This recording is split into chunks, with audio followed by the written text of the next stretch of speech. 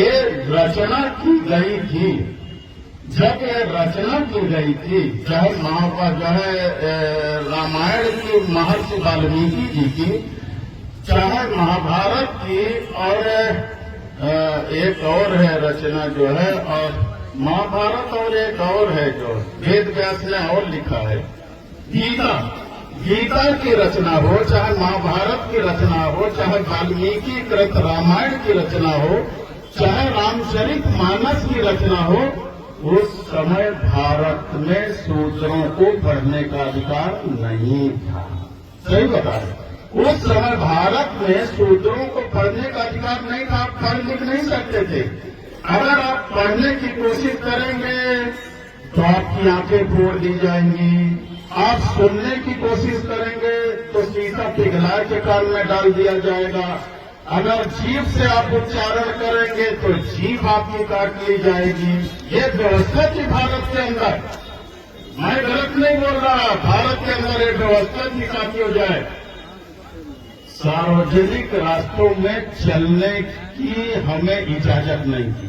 कोई भी शूद्र समाज का आदमी अगर सार्वजनिक रास्ते पर चलेगा तो गले में हंडिया बांध के चलेगा, थूकेगा तो दिन भर हंडिया में थूकेगा, फिर मिट्टी को खोद के उस हंडिया को गाड़ेगा।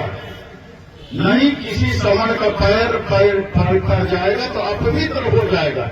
अब तुम्हें किस्सा कहानी लग रही होगी जो है, अब किस्सा कहानी लग रही हो तो अभी एक पिक्चर जारी हुई है महात्मा ज्योतिबा राव फूले, उसे देख लेना।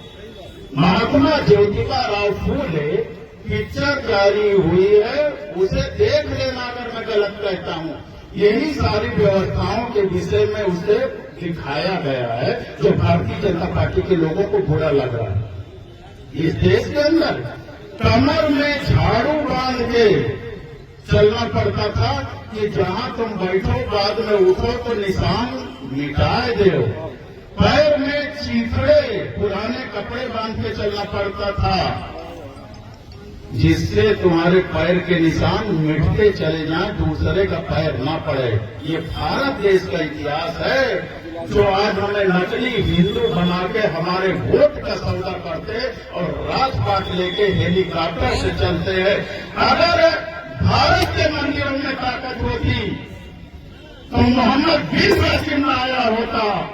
भारत के मंदिरों में ताकत होती तो महमूद गजनवी आया होता। भारत के मंदिरों में ताकत होती तो मोहम्मद घोरी आया होता और इस दुर्ग को लूटने का काम न किया होता। इसका मतलब मंदिरों में ताकत नहीं थी। अगर ताकत है तो सत्ता के मंदिर में ताकत है कि बाबा अपना मंदिर छोड़ करके आज सत्ता के मंदिर पर विराजमान है, हेलीकॉप्टर पर चलने का काम करते हैं।